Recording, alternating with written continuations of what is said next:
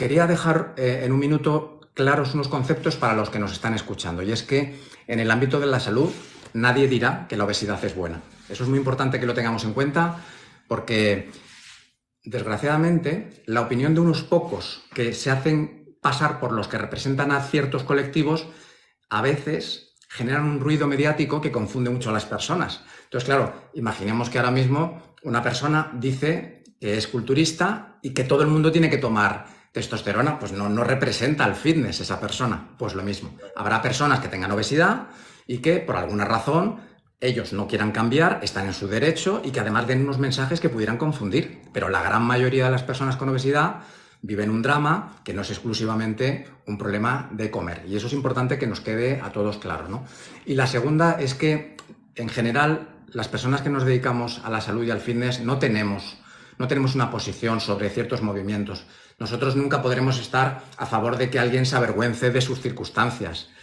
Y como tú ahora nos vas a explicar, porque el directo es básicamente una entrevista para ti, hablar como si fueran enfermos, como si la enfermedad fuera algo malo. En fin, lo que queremos es dejar claro que estamos a favor de la salud, que nunca vamos a decir que tener obesidad es bueno, pero que tenemos que entender las causas de la obesidad, que son multifactoriales. Así que todo tuyo. Chema. Sí, sí, es que, bueno, lo has dicho tú muy bien, Álvaro, es que creo que muchas veces se abre este debate, ¿no? De qué es una enfermedad, me estás llamando enfermo porque estoy gordo, hay como... Y realmente desde el ámbito sanitario para nada pretendemos estigmatizar ninguna condición, pero yo me gustaría incluso reivindicar que incluso la enfermedad que no es algo que te haga menos válido, porque hay muchas personas que tienen una enfermedad y, pobre, las personas que tienen un EPOC, una enfermedad pulmonar, una cardiopatía y tienen una enfermedad, pues también hacen su vida como puedan, con sus limitaciones, y no por ello hay que menospreciarlos, y son enfermos. Pero no pasa nada, ¿no? Es decir, que llamemos a la obesidad enfermedad, condición, factor de riesgo, como quieras. Sabemos que tiene condiciones deleterias para la salud a largo plazo, eso es evidente, y la evidencia científica es aplastante en ese sentido, pero la semántica de cómo le llamemos me parece que no tiene que ir por ahí el debate, ¿no? Y ni hay que estigmatizar la enfermedad, sea lo que sea, porque obviamente hay enfermedad derivada de la obesidad muy evidente, ¿no? Fíjate, yo me dedico...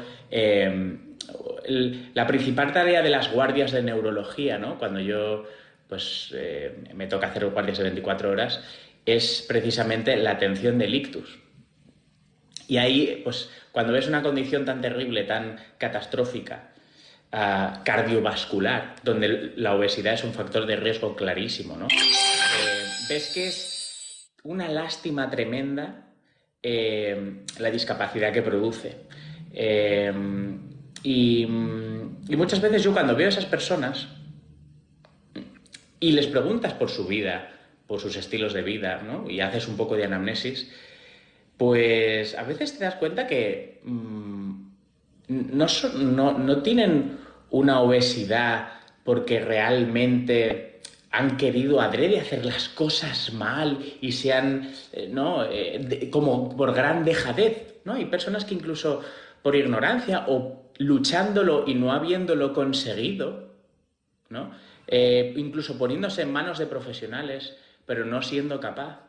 Y, y por supuesto que nadie le podemos decir que no pasa nada por estar obeso. La obesidad es un factor de riesgo cardiovascular y las consecuencias cardiovasculares son terribles. O sea, realmente son terribles. No solo cardiovasculares, porque ya sabemos que hay más riesgo de trastornos ansioso-depresivos. Obviamente hay mucho bullying, ¿no? Hay mucho, pues como tú explicabas, ¿no? Mucho humor dañino hacia las personas obesas. Esto puede generar problemas de ansiedad, puede generar problemas de autoestima por trastorno de la autopercepción que tengo de mí mismo, ¿no? Porque ese menosprecio hacia mi cuerpo que siento lo incorporo como un menosprecio a mi persona, a mi yo. Y esto, claro, puede ser muy dañino, ¿no? Por lo tanto, es muy difícil, ¿no? ¿Hasta qué punto una persona que tiene una genética que no sabemos cuál es, tiene una educación que no sabemos cuál es y que no es culpa suya haber recibido una educación u otra, no es culpa suya cómo se comía en su casa de pequeño, no es culpa suya que por culpa de esa educación, de esos estilos de vida, tenga un trastorno hormonal derivado que le impida. No es culpa suya que tenga un trastorno de ansiedad derivado y de mala relación con la comida que le impida hacer esos dos pilares de los que siempre se habla de dieta y ejercicio físico, como si esto lo solucionase realmente todo. Y siempre esto genera, yo creo que un poco de choque, ¿no, Álvaro? Son pilares, la dieta y el ejercicio físico, o sea, no hay ninguna obesidad que se pueda combatir sin sostenerlo sobre eso, o sea, hasta ahí estamos de acuerdo en que es algo fundamental y son dos cosas que han de estar de alguna forma, bueno, dieta, cambio nutricional, ¿no? En el sentido amplio de buenos hábitos alimentarios y aumentar la actividad física. Sin estos dos pilares, lógicamente, no podemos conseguir ese déficit energético necesario para la pérdida de grasa. Esto es como, parece muy básico, pero no somos máquinas. No somos un coche. A veces esto parece que somos como un coche que la comida es la gasolina y el ejercicio físico es pisar el acelerador. Porque claro, en el cuerpo suceden cosas un poco extrañas, por ejemplo, que cuanto menos gasolina le eches, menos caballos tiene tu motor. Entonces, el coche se va haciendo más pequeño y cada vez consume menos y cada vez cuesta más. Entonces, y ese motor crece con el ejercicio físico, ¿no? Va cambiando, es muy importante y creo que tú has hablado muchas veces de ello, ¿no? El que se ha de empezar por el músculo, ¿no? Se ha de empezar por el motor que me permite. Pero claro, ¿hasta qué punto una persona es responsable y es porque se habla mucho como si fuese culpable, ¿no? Porque este discurso de es que no le echas huevos para hacer el sacrificio, ¿no? Y esto pasa, ¿sabes? Pasa yo creo que mucho, especialmente con las personas que han sido obesas y lo han conseguido. Sí. En el vídeo que subí hablando del humor, que yo lo que pretendía era que nos planteáramos si es positivo apoyar ese humor. Cada uno que tenga el humor que quiera. Pero ha habido tantos comentarios de eso que se llama hate, de odio, que a mí lo único que me despiertan es compasión. Es decir, personas que piensan que estrictamente es una cuestión de calorías que entran, calorías que salen, que piensan que es una cuestión de fuerza de voluntad. Si partimos de la base de que 9 de cada 10 personas con obesidad 5 años después siguen teniendo obesidad o incluso ha progresado, pues igual es una cuestión de humildad y decir, pues no sabemos hacerlo. Es decir, todos los haters que digan esto es cuestión de fuerza de voluntad, pues que se pongan en nuestro lugar, que no lo van a saber hacer. Hay que ser humilde, no lo sabemos. Algo se nos escapa y sabemos, perdón, termino, que hay una serie de factores, sabemos que hay una serie de factores en lo que se llama el mapa de la obesidad que complican las cosas de una manera impresionante, que no es solo una cuestión de fuerza de voluntad. Y yo decía en un vídeo un ejemplo de 2 chicos que se preparaban para bombero y uno de ellos era muy bueno en las pruebas físicas, entrenaba un montón, pero cuando se ponía a estudiar no podía. De verdad, no se concentraba, tenía grandes problemas para memorizar. Y al otro chico le pasaba lo contrario. Cada vez que intentaba hacer deporte se hacía daño, no podía, tenía unas circunstancias distintas, pero era muy buena persona memorizando. Y entonces uno le dijo al otro, tú es que eres un vago haciendo deporte, y el otro le respondió, es que tú eres un vago estudiando. Entonces, si uno es fuerte en la vida en algo, tiene que asumir que a lo mejor otras personas no lo son. Una persona que es fuerte yendo al gimnasio o con la dieta, pues a lo mejor luego tiene unas relaciones tóxicas que le perjudican. O por ejemplo, imagínate que alguien que entrena muy duro y que come muy bien y que tiene un trabajo que no le da para vivir bien, que tiene desgraciadamente un trabajo mísero, alguien le dice, haber estudiado 4 carreras, haber sido más espabilado que el resto, me parece una inmoralidad. Las personas tenemos un background y unas circunstancias. El único comentario de los miles de comentarios que ha habido de hate que me ha hecho daño es uno que ponía una persona. En la obesidad infantil, los culpables son los padres. Me ha llegado aquí, he tenido que, de verdad, coger la guitarra, relajarme, porque no podía con eso. Me parece una crueldad. Hace poco estuve en un supermercado de un barrio muy pobre y lo decía también en un vídeo, la práctica totalidad de la gente que había allí tenía obesidad. Personas con carros llenos de comida ultraprocesada, mucho más cara la alimentación saludable que la alimentación que nos perjudica, entorno sociocultural pobre, hábitos donde la obesidad está normalizada y encima culpamos a las personas. Que habrá alguna persona con obesidad que diga, no me pasa nada, la vida me va bien, pero es que no quiero adelgazar y ya está. Y que además pueda ser hasta un cara dura y que se haga representar por todos. Pues claro, pues siempre lo ha habido. Siempre ha habido tramposos, siempre ha habido malas personas. Pero yo lo único que pido con estos vídeos y con estas intervenciones, y ya te dejo hablar, discúlpame, es que, por favor, que la opinión de unos pocos no se eleve a la categoría del colectivo. La gran mayoría lo está pasando mal. La gran mayoría lo ha intentado y no puede. Los haters, por favor, poneros a mirar en vuestra vida en qué cosas no sois capaces. Pues eso mismo le pasa a una persona con obesidad. Es que hay de todo, Álvaro.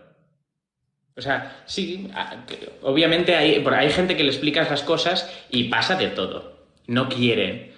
Ya está, y es su querer, su opinión, su voluntad, y ya está, y es respetable. Pero sí que hay gente que pasa de todo. Sí que hay gente que no pone ningún esfuerzo porque no le da la gana, básicamente, ¿no? Y ya está, pues muy bien. Hay gente que es, digamos, obesa por culpa de sus estilos de vida, lógicamente, pues porque tiene una parte ambiental muy, muy evidente, muy clara. Pero cuando se habla de dieta y ejercicio físico y que todo son entrada y salidas de calorías, el problema es que es una verdad a medias. O sea, sí que es cierto, porque obviamente ningún cuerpo viola las leyes de la termodinámica, y la fisiología es la fisiología, y eso es cierto en parte, pero el problema está en ese punto que siempre se habla, que se da por supuesto, y que es donde está el quid de la cuestión, que es que si tú te pones a hacer dieta y ejercicio físico, al final acabas mejorando. Si te pones.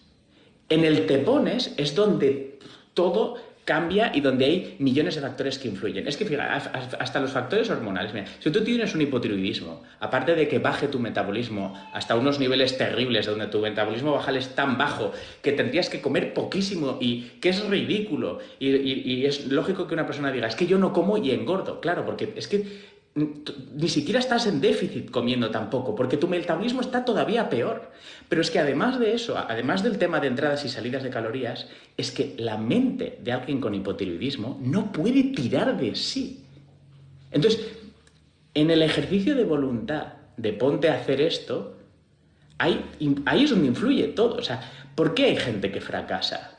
Sabiendo que el ejercicio y la dieta, digamos, es el camino, ¿no?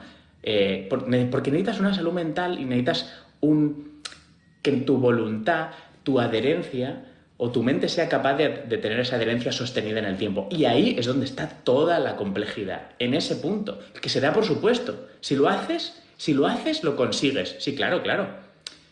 Pero es que está ahí. O sea, lo de dieta y ejercicio físico, yo creo que no hay nadie en la Tierra que no lo sepa, ¿no? O sea, yo creo que todo el mundo que tenga más o menos, que haya estado en contacto con la realidad, sabe que haciendo ejercicio y comiendo mejor, mejoras tu composición corporal. Esto no hay nadie que no lo sepa. Pero ¿por qué la gente no consigue hacerlo?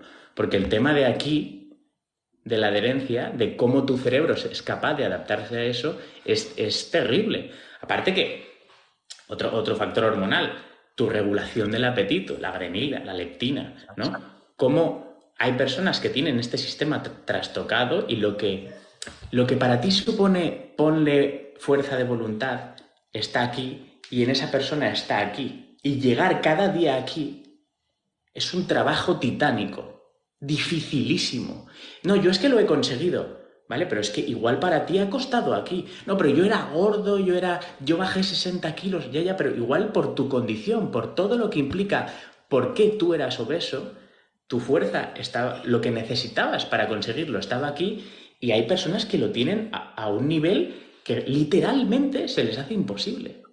Y esto no se puede juzgar diciendo, no, pero es que yo ya he pasado por esto, porque no has pasado por lo de la otra persona, has pasado por tu caso en particular, con tu genética, tu educación, tus estilos de vida previos, tu sedentarismo, más o menos lo que quieras, pero es tu caso particular.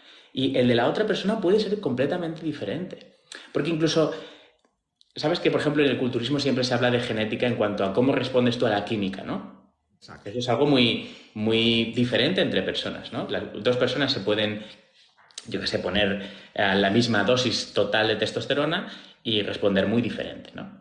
Pues claro, al propio ejercicio físico, al propio déficit calórico, a todo eso, cada persona responde diferente. Entonces tú no puedes decir, no, yo es que ya he pasado por eso, porque has pasado por tu situación. Situación. Pero es que hay una cosa, en la química no solo están los no respondedores, sino que si viéramos el efecto de la química en una campana de Gauss, veríamos que aproximadamente un 10-15% de la población que usa química, con muy poca dosis y muy poca exposición en el tiempo, tiene efectos severos graves. Después tenemos un porcentaje también pequeño, de un 5 o un 10%, que da igual lo que hagan, que es que aguantan casi con todo y nunca llegan a enfermar y se mueren un día con 80 años porque se caen por un terraplén.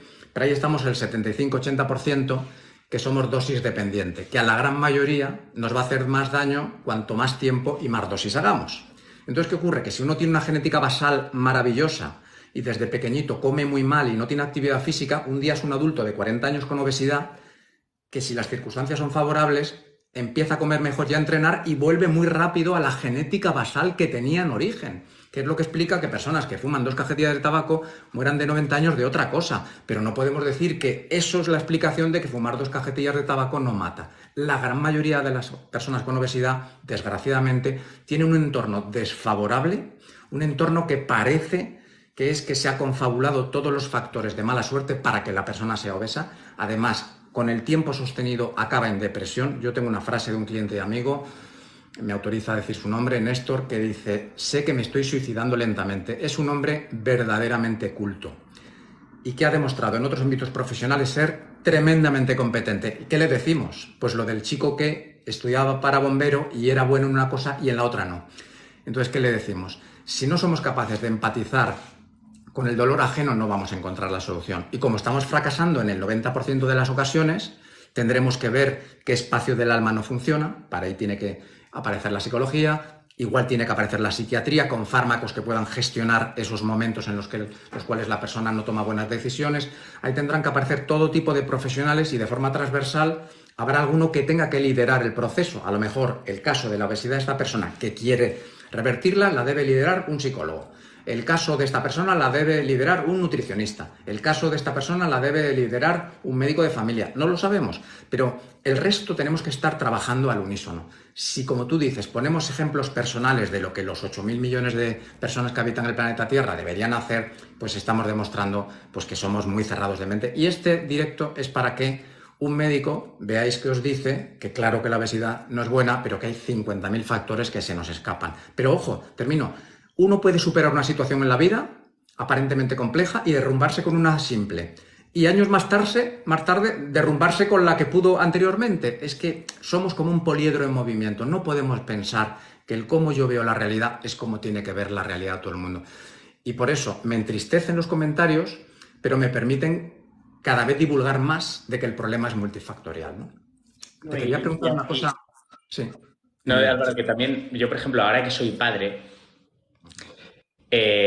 claro, mira, yo siempre lo he dicho, yo he sido una persona que he tenido estilos de vida saludables y no me ha costado. Es decir, mi padre es nutricionista, me ha gustado el ejercicio físico desde siempre. En general, he aprendido a comer bien, es algo que he mamado, digamos, en casa. Y no es una cosa que yo haga el esfuerzo porque como soy médico pienso, no, a mí me apetece comer bien porque es lo que he comido siempre y me apetece cuando llego después de trabajar 2-3 tardes a la semana ir a hacer ejercicio físico, me lo pide el cuerpo porque me gusta. Entonces, no es una cosa entonces, yo no soy ejemplo de superación, porque no. Yo soy consciente de que hay gente que no le cuesta, porque a mí no me cuesta. Y yo estoy muy agradecido por eso. Y sé que en parte tendrá que ver con la educación. Pero, obviamente, conozco, porque tengo muchos pacientes, donde efectivamente parece que se han alineado los astros, como dices tú, para todas las dificultades. Y ahora que soy padre, tengo más dificultades que antes. Es decir, no es lo mismo que el influencer de turno que se dedica a subir contenido sobre ejercicio físico en el gimnasio, esté cada día en el gimnasio, porque te dedicas a eso, porque es lo que monetizas, y por lo tanto estás todo el día maquinando para ver qué entreno, subir mi entreno, no sé qué, y eso te tira del carro muchísimo, porque además no tienes ninguna otra preocupación y nada más que hacer, más que hacerte la comida y ir a entrenar y grabar tu entrenamiento, no tiene nada que ver con que según qué circunstancias personales que se añaden a tu vida y que empiecen a interferir con ese estilo de vida. Entonces, casi todos los influencers fitness están en una situación bastante favorable para hacer eso. No es lo mismo que, yo ahora tengo una nena, pero es que no me quiero imaginar lo que tiene que ser alguien que tenga 4 hijos, que tenga que las actividades extraescolares de uno, de otro, que además su mujer esté padeciendo un cáncer y tenga que ir cada día al hospital a ayudarla, que además su padre tenga Alzheimer y esté buscando una cuidadora para... ¿Me entiendes? O sea que... Penuria económica, 1000 situaciones que te desbordan. Bueno, y que eso lógicamente te va a dificultar tremendamente y no tiene nada que ver con dieta y ejercicio físico. O sea, sí, claro que dieta y ejercicio físico es, pero lo que te va a dificultar hacerlo a veces puede ser realmente muy difícil de superar. Y se habla muy poco de esa parte. O sea, tu sistema de recompensa de dopamina te tiene que chutar, motivar para que tú elijas eso. Pero es que eso puede estar muy condicionado por tu ambiente. Puedes estar totalmente destruido por la situación externa. Y hay gente que dirá, ya, pero te ayudará mucho a hacer ejercicio para superarlo. Sí, desde luego. Pero el tema es que te va a costar muchísimo ponerte a... Y ahí está la cosa. Te va a costar muchísimo no comerte no sé qué hipercalórico, hiperpalatable que te dé una recompensa, un gustirrinín para aliviarte el día. Te va a costar mucho. Exactamente. Y te va a condicionar que como tú estás mal, busques una recompensa fácil con mucha facilidad y acabes adicto a según qué cosas de comida, ¿no?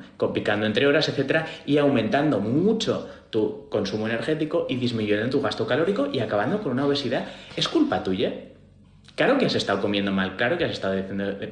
Pero hay que comprender la situación de cada persona, ¿no? Que puede ser muy variada y puede ser muy difícil, especialmente también cuando incluso por culpa de esa obesidad ya están enfermos. Qué difícil es hacer ejercicio físico cuando ya estás obeso también, con un montón de kilos extra, que cuesta subir escaleras, que cuesta levantarse de un sofá. Qué difícil es cuando tienes una depresión por culpa de que no te gustas. Y encima ir a entrenar que te cuesta mucho y que no te gusta y que no. Qué difícil, ¿no? Sí, claro que dieta y ejercicio físico, pero es que en el ponte, ¿no? En el échale huevos es donde está lo difícil. Por eso se fracasa 9 de cada 10, porque es ese punto es el que es muy difícil de cambiar. Fíjate, Chema, cuando la persona tiene obesidad, como vemos el cuerpo, todos lo identificamos, pero otros problemas del alma que no eres capaz de gestionar correctamente en tu vida no se ven. Es decir, si yo soy una persona que tengo ingresos económicos como para consumir una droga y lo puedo alargar en el tiempo, pueden pasar años hasta que alguien se entera que yo tengo un problema. Si yo soy, por ejemplo, una persona que tiene una depresión y soy capaz de ocultarlo, pues no se enteran. Personas que son adictas al juego, al sexo, a cualquier circunstancia, pueden ocultarlo porque no van con un cartel. Muchas de las personas que producen estos hate, yo me he tomado el tiempo de ver sus perfiles y yo, claro, que he visto cosas que podrían ser desarreglos emocionales. Incluso cuando he mencionado los comentarios, he tachado los nombres, he hecho lo imposible por tratar de devolver la misma moneda, porque mi mensaje es otro, hay personas que respecto al problema que estamos tratando ahora mismo no van a cambiar su forma de ser, ellos tienen sus creencias, le limitan y demás, pero sí que es verdad que hay muchas personas, yo he estado ahí hace muchos años pensando que era una cuestión de dieta y ejercicio y de fuerza de voluntad. Pues hay personas que dicen, Álvaro, gracias a estos vídeos y a estos debates y a tanto hate, he empezado a entender eso que llaman el mapa de la obesidad, que es que a veces todo se confabula en contra de una persona y la persona se desborda. Se desborda hasta el punto de que llega pues, a quitarse la vida o situaciones verdaderamente tenebrosas. Solo saber eso a mí ya me haría empatizar con una persona. Las redes sociales tienen algo maravilloso y es la divulgación, pero por otro lado está esa coraza de que no se sepa quién eres. La mayor parte de las personas no dirían eso en público a nadie. Entonces yo, en vez de enfadarme, digo, ¿qué le estará pasando a esa persona para vomitar tanto odio? Y es ahí donde te quiero preguntar como como médico, ¿qué nos pasa en la sociedad? Porque las redes sociales pueden ser maravillosas, pero ¿por qué se hace ese mal uso? ¿Por qué atacamos a personas vulnerables? Es que no lo entiendo. ¿Qué opinión Mira, tienes? Álvaro, igual que tenemos seguramente una necesidad de que se hablen de estos temas en el colegio, de aprender a comer, de aprender a hacer ejercicio físico, de aprender a cuidarnos de salud, falta mucha educación emocional y falta mucha educación sobre lo que sucede detrás de las redes sociales. Está como dicho muy superficialmente, o sea, son adictivas, todo el mundo entiende eso porque además lo padecemos, pero las consecuencias de las palabras detrás del anonimato, de esa especie de bullying oculto, ¿no? Donde yo puedo lanzar una piedra y nadie me ve, ¿no? Donde lógicamente las personas que tienen una carencia de empatía, porque no olvidemos que hay un 1% de la población que tiene rasgos de psicópata, ¿vale? Que no es culpa suya. Yo también, fíjate, Álvaro, te voy a decir una cosa. He tenido la oportunidad de tratar recientemente a una persona, bueno, a dos personas extremadamente psicópatas, porque es algo que se podría agradar también, o sea, no todo el mundo tiene una ausencia absoluta de empatía, ¿no? Pero sí que he conocido a dos personas extremadamente psicópatas. Una venía de la cárcel, otra no. Pero me ha ayudado bastante a comprender que incluso las malas personas que entendemos como, ¿no? En plan, ¿qué te está pasando? Porque estas... las personas que tienen muy poca repercusión emocional, muy poca resonancia afectiva respecto a lo que hacen, respecto a lo malo, tampoco son culpables de eso, la mayor parte de las veces. O sea, para que me entiendas, tú eres capaz de percibir el color rojo porque tus ojos y tu cerebro está preparado para percibirlo y para descodificar esa parte de la información de la realidad. Y tú, si me vieras a mí empujar a una pobre anciana a la carretera, hay algo que se te desgarra por dentro y percibes esto es malo. Pero no es algo que razonas, es algo que percibes, que sientes. O sea, tú no dices, no, a ver, como es una persona anciana y entonces no se puede, ¿no? Se ha hecho daño, entonces eso debe de estar mal. Tú no haces este ejercicio cognitivo. Es algo que percibes, que sientes como, uy, esto es malo seguro. Lo sientes. Hay algo que sientes por dentro. Hay personas que no tienen eso. Imagínate. Hay personas que no tienen la capacidad de percibir esto que sentimos como malo. Como un daltónico no puede ver el rojo. Es muy difícil convivir con eso. Yo he trabajado con estas personas durante varios meses y he visto que son capaces de entender que algo es bueno o malo, pero siguen siendo incapaces de sentir que es algo malo. Y esto es muy difícil de entender para las personas que sí que lo percibimos. De la misma forma que a ti te cuesta, digamos, te cuesta, por ejemplo, hay personas que son capaces de ver los sonidos. Esto es una sinestesia, ¿no? Obviamente a ti te cuesta mucho entender esto, porque no es parte de tu experiencia. Nos cuesta mucho entender que no se perciba la moralidad de las cosas. Pero normalmente no son culpables de eso. De hecho, cuando ves sus vidas, efectivamente, ves que son personas maltratadas, padre drogadicto me pegaba, o padres con problemas de salud mental terribles, con una infancia muy dura. Y obviamente hay parte genética, hay parte que sea ambiental, como todo, ¿eh? Pero muchas de estas personas, no sé, es muy fácil juzgar al hater porque dices, ¿qué te pasa? Pero estoy también, y hay malas personas, hay personas inconscientes y hay personas que buscan hacer daño.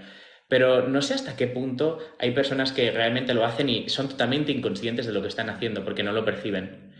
Es algo bastante... O sea, a mí me ha ayudado mucho, insisto, ver pacientes psicópatas para entender que hay gente que es mala, es decir, hay gente que hace cosas, bueno, hay gente que hace cosas mal y muy evidentes. Pueden que incluso sepan que están mal, pero no sienten que estén mal. Es algo muy difícil de entender, ¿eh? Pero es algo... Y es verdad que es 1% de la población, cuando les das el anonimato y les das las redes sociales, es muy fácil que caigan en la tentación de lanzar la piedra. Obviamente. Nuestro lóbulo frontal es el que nos inhibe las conductas que son socialmente inadecuadas. Lo que hace que tú no empujes a una anciana a la carretera son muchas cosas. Pero incluso tú lo podrías pensar, se te podría pasar por la cabeza y no lo harías. Porque hay un freno cognitivo que te impide hacerlo. Este freno cognitivo, hay personas que lo tienen más o menos desarrollado. Por la educación, por tal, hay trastornos mentales que te destruyen el freno. Claro. Pues Es muy difícil, ¿eh? Pero hay que entender que también seguramente hay muchas personas que están haciendo esto que efectivamente tienen problemas psicológicos, que tienen problemas de ansiedad, que tienen mucha rabia por dentro porque se sienten inferiores o porque son narcisistas con rasgos psicopáticos que lo que buscan es pisar a los demás para brillar y es su forma de intentar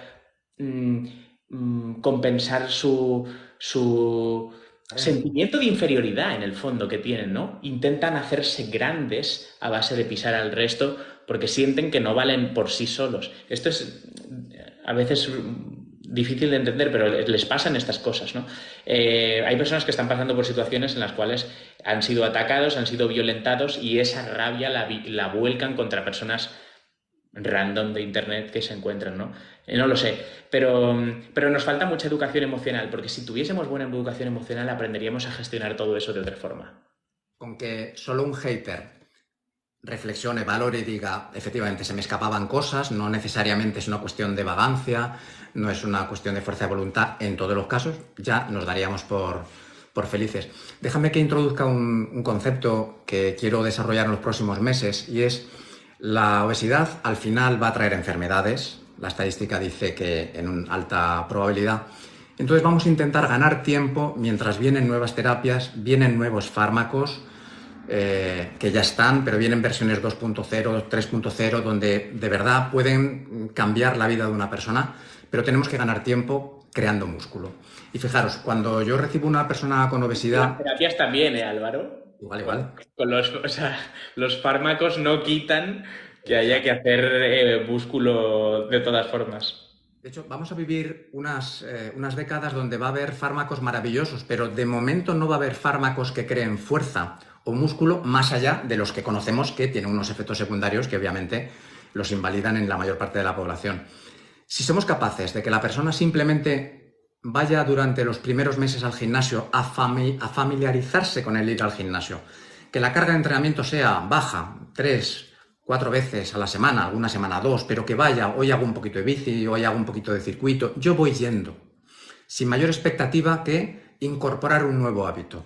Y luego, la siguiente recomendación es vamos a arañar calorías como podamos, donde sea. Imagínate, te lo comentaba el otro día, una persona que está triste, termina de cenar y se coge una tarrina de medio litro de helado y se pone a ver una serie y a comer y encima luego se siente mal por lo que ha comido. Digo, bueno, vamos a tomar 2 postres de estos lácteos que llevan proteínas, aunque lleven edulcorantes, tú te los tomas y después pues vas a coger solo un poquito de helado, te lo pones en una taza, te lo comes despacito, vuelves allí. Oye, si al final del día de la tarrina de helado así nos hemos comido un poquitín menos, pues mira, eso que hemos ganado. Vamos a intentar añadir algunos vegetales que habitualmente no los hay. Y de ahí vamos a dejar que pasen los meses. Araño calorías por ahí como buenamente puedo y al mismo tiempo voy al gimnasio, intento buscar a gente que me pueda animar, que me pueda apoyar, que me pueda soportar en los momentos en los que yo sienta vergüenza, en los momentos que yo tenga miedo por ir. Voy a intentar buscar los mejores horarios donde me sienta más confortable. Yo voy ahí creando un hábito y arañando unas calorías poquitas por ahí, ¿no? Con cosas así de simples, la persona pasa a un estado de prediabético y ya no de diabético, la persona pasa a lo mejor a un nivel inferior de hipertensión, en vez de estar en un nivel de 180, está en un nivel de 165 y todo eso es ganar tiempo para cuando vengan cosas mejores. Insisto, si sabemos que de 9 de cada 10 veces fallamos, vamos a intentar buscar algo nuevo.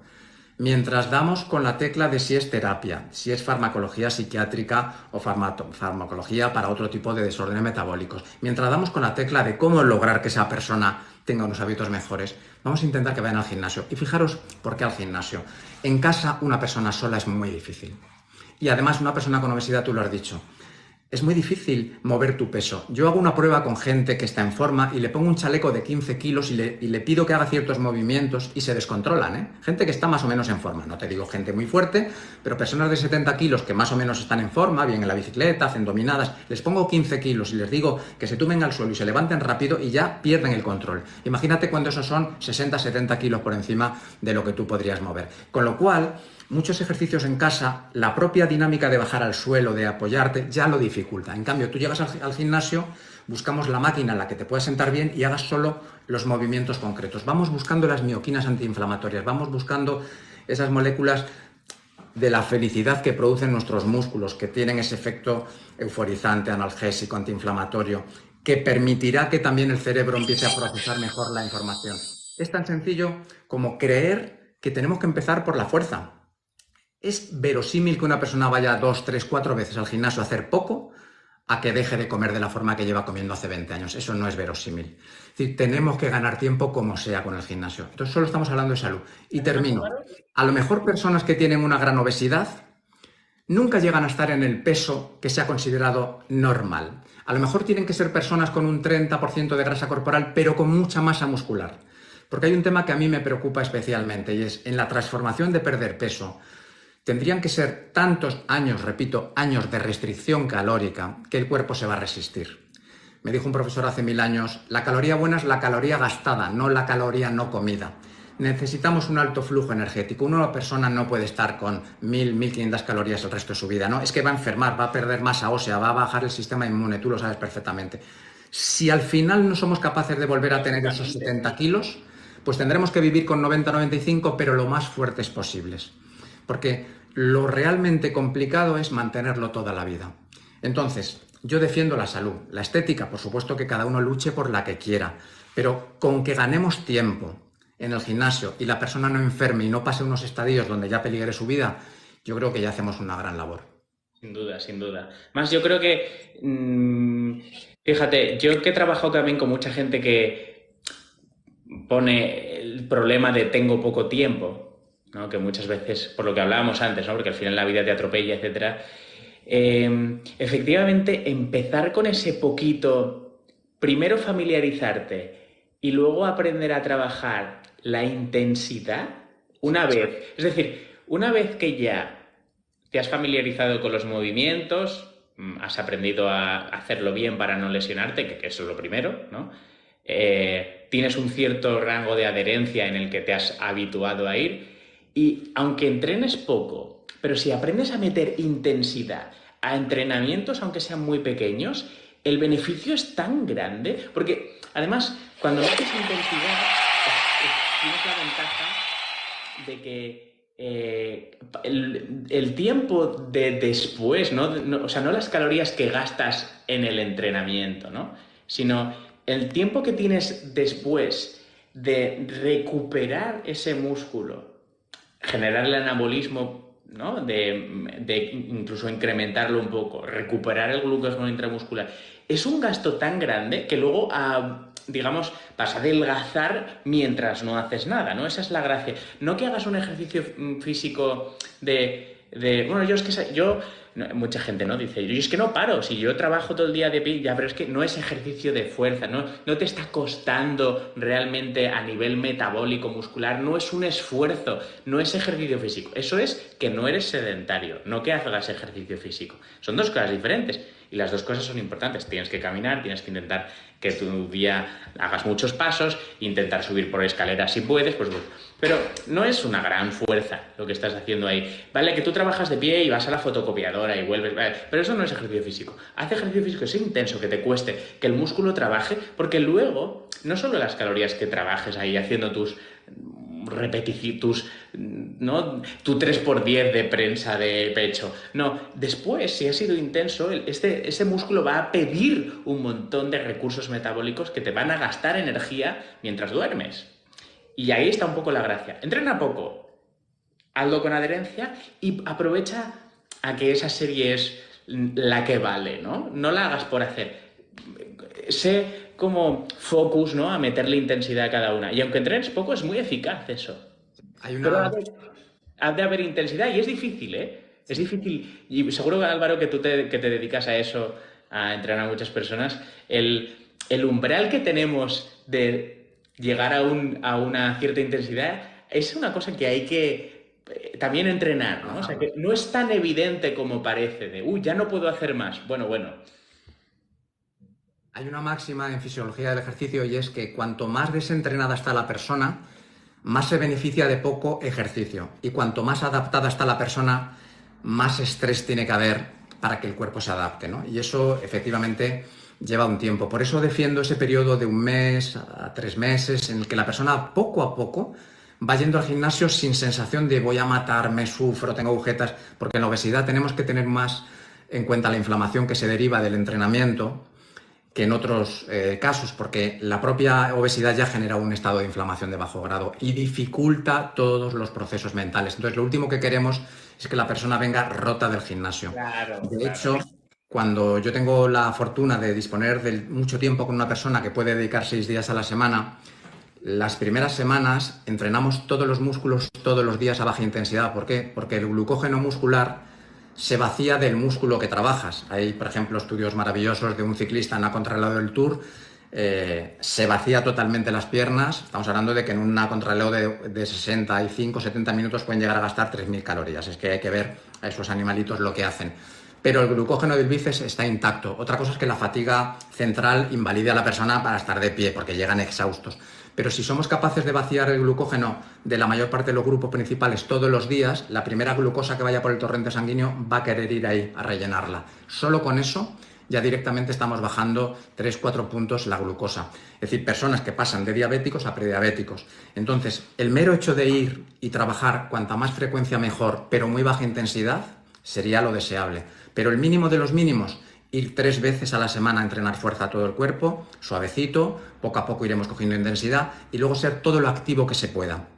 De Sí. hecho, yo estoy intentando diseñar una aplicación que se llama 1+1+1. El que quiera que me la copie, porque aquí lo importante es que la gente mejore la salud. Y es que la gente vaya añadiendo todas las actividades que va haciendo. He subido un piso y lo pongas.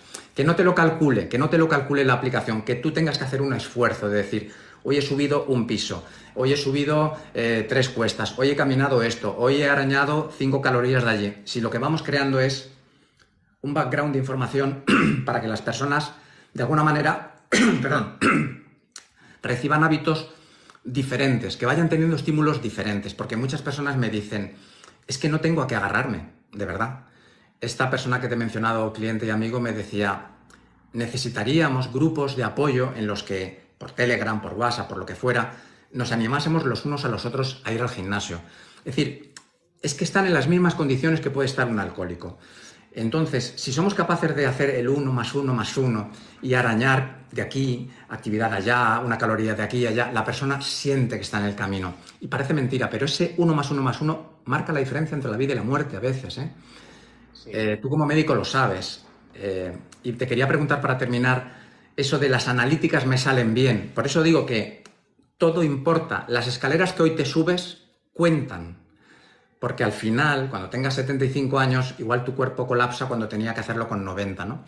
Dime, por favor, esto que me encantó que me lo dijiste, es que las analíticas salgan bien no es garantía de nada, ¿no? Vamos a terminar con esto que me encanta. Es muy cierto, Álvaro. ¿Cuántas veces escucho me vale una persona con obesidad como un culturista con farmacología hasta esto, que yo estoy sano porque las analíticas me salen bien y me he mirado, pero completa, el colesterol con sus subunidades y todo y tal, y las hormonas, y me sale todo bien. Fíjate, yo hay muchos pacientes que ingresan con un ictus y el ictus es por ateromatosis, normalmente porque tienen una carótida con una placa de colesterol, bueno, es de colesterol y demás cosas, que se ha roto. Al romperse salta un trombo y es lo que provoca el ictus. Muchos, curiosamente, no tienen el colesterol elevado y te dicen, pero ¿cómo voy a tener una placa de colesterol si a mí nunca me ha salido el colesterol? ¿No? Y es que en realidad ese colesterol tenemos todos. Otra cosa es que no lo tengas alto, pero colesterol tienes. Y el problema es que con el envejecimiento, con los factores de riesgo cardiovascular, la obesidad, el tabaco, lo que quieras, la pared del vaso se va dañando. Y esas pequeñas heridas hacen que entre el colesterol normal que tienes tú en la sangre, entre dentro de la piel, se vaya acumulando, se vaya inflamando y un día se rompa. Pues tú puedes no tener nada alterado en la analítica, pero empezar a hacer una enfermedad arterial por los factores de riesgo cardiovascular, poco a poco. Y puede no verse porque hay un montón de cosas que circulan por la sangre que no medimos en la analítica, un montón de tóxicos. Una persona cuando fuma y se mete no sé cuántos cientos de tóxicos que tiene el tabaco, no te salen en la analítica los niveles de esos tóxicos. La polución, que sabemos que genera más riesgo cardiovascular, más enfermedad neurodegenerativa, no te sale en la analítica. Seguramente tóxicos y plásticos que comemos con la comida, cuando está o envasada en plástico mal, tampoco salen en la analítica. Hay un estudio muy bonito que se hizo en un centro de investigación de Barcelona, en el Hospital del Mar, que calcularon que más o menos cada día meamos una tarjeta de crédito de peso en microplásticos. Porque comemos un montón de cosas, porque el pescado que comemos come plásticos del mar, porque compramos... Fíjate cuando vas al supermercado a ver qué compras que no esté envasado en plástico.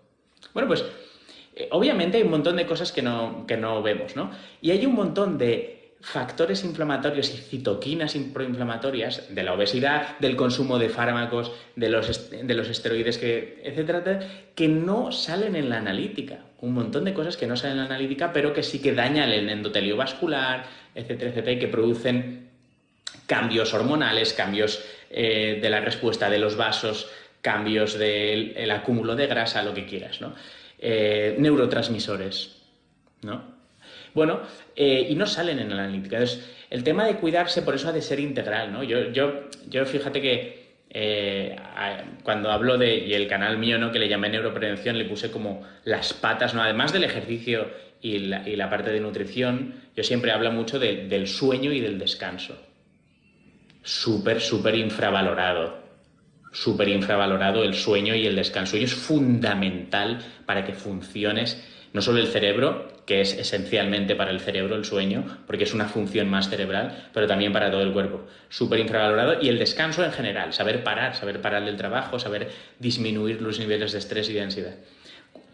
Otro punto, cuidar el estrés y la ansiedad, porque es un cáncer mental de la sociedad en la que vivimos hoy, todo rápido, todo ya, todo, ¿no? Presión, eficacia laboral, ¿no?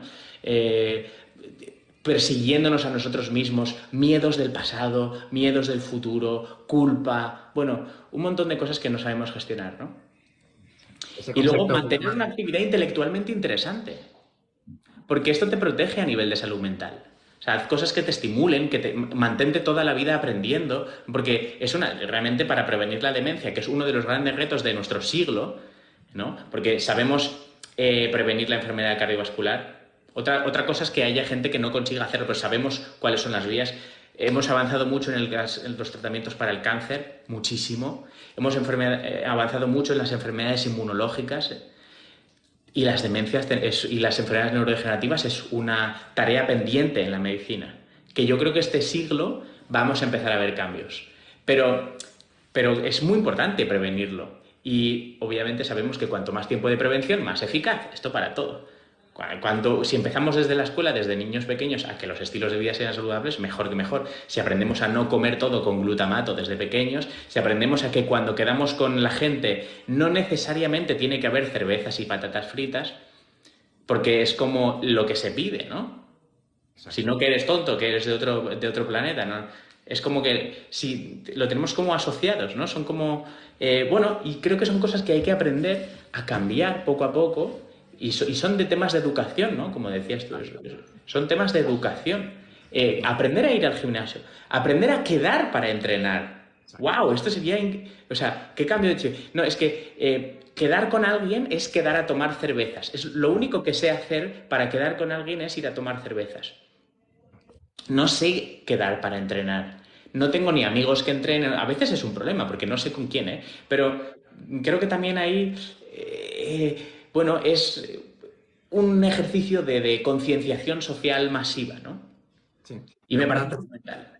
Me gustaría, Chema, para terminar, decir que podemos enfocar la mente donde está nuestro alma. Si está en la negación o está en la afirmación. Es evidente que hay una parte de la sociedad que caminamos, yo me incluyo el primero, hacia casi una extinción. Malos hábitos psicológicos, físicos, no hay descanso y encima somos los occidentales acomodados. Es verdad que vamos en esa dirección, pero también hay un renacimiento en paralelo. Esta conversación es parte del renacimiento. Que no nos cabreemos con el hater es parte del renacimiento. Es que en paralelo se están dando los dos fenómenos. Y creo que nos tenemos que enfocar en eso que se llama la reconexión con la naturaleza, que queda muy espiritual, que a veces queda muy vacío, pero que es tan sencillo como dormir mejor, charlar más, menos pantallas, comida más saludable, movernos, que somos máquinas para movernos, los humanos estamos disociados de nuestra condición humana. Y eso hay mucha gente que ya lo está haciendo, desde caminar descalzo, hidratarse bien, tomar el sol en las horas que son beneficiosas, aceptar que la edad no implica que haya que estar ya deteriorándose obligatoriamente, ¿no? Para terminar, hoy una médico del hospital que yo tengo cerca tiene un problema de salud, le recomiendan que hable conmigo para ver si puede entrenar y cuando le explico los beneficios de la fuerza como médico me dice, no va conmigo, yo prefiero hacer, ha dicho otra actividad, pero es otra actividad en la que no hay contracción muscular intensa, con diagnóstico de osteoporosis avanzado, médico, brillante en su especialidad y no ha entendido el mensaje o yo no me he sabido explicar, ¿no? Es decir, hay mucho trabajo que hacer y lo tenéis que liderar vosotros, porque los médicos tenéis la capacidad última, es vuestra responsabilidad, de decirle al paciente, yo se lo prescribo. Yo no puedo hacer nada con esa médico que a sí misma se ha negado el entrenamiento de fuerza. No puedo hacer nada. Da igual que yo le mande 70 papers, que le nombre a los mejores del mundo, va a dar igual, yo no soy nadie. Sois vosotros. Tenéis que ser vosotros los que lideréis el proceso, médicos que entrenáis, médicos que veis los verdaderos beneficios del entrenamiento. Y nosotros ser los técnicos que ejecutamos esas instrucciones. Y nosotros, los técnicos, tenemos que tener un diálogo con vosotros y nos tenemos que reciclar. Yo como entrenador tengo que tener nociones elementales de psicología para cuando el psicólogo lidere el proceso con el obeso y yo pueda entenderlo. Yo tengo que tener unas capacidades mínimas para entender al psiquiatra porque igual está medicado. Yo tengo que tener conocimientos mínimos cuando el nutricionista me diga lo que está comiendo. Si yo no acepto con humildad que soy una parte de la cadena, yo soy parte del problema. Y esto es un abordaje multidisciplinar. Y os tengo que dar las gracias a todos los médicos que me permitís hacer estos directos y divulgar, porque con vuestro ejemplo y con vuestra experiencia estáis demostrando que sí que hay un renacimiento a pesar de que el ruido mediático diga que nos extinguimos. Yo creo que no nos vamos a extinguir. Yo creo que con médicos como vosotros vamos a sacar adelante a la especie humana con toda seguridad. Creo que efectivamente se está mejorando, Álvaro, como has dicho, que comienza un cambio, incluso hay ciudades como Houston, que tiene unos niveles de obesidad terribles y que hizo unas políticas, ¿no?, anti-obesidad que han sido bastante eficaces y ha mejorado mucho.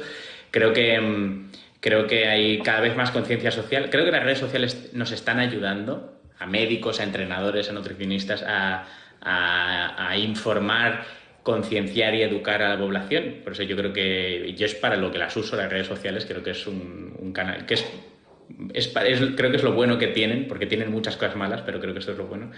Y nada, creo que estás haciendo una gran labor, Álvaro, y espero que lleguen estos mensajes y que cada vez más personas realmente tengan estilos de vida saludables, que al final es lo necesario, porque también el sistema sanitario está colapsado. Es decir, necesitamos que la gente se cuide más, pues realmente el sistema sanitario no da abasto para atender y una gran cantidad de carga de enfermedad se podría evitar.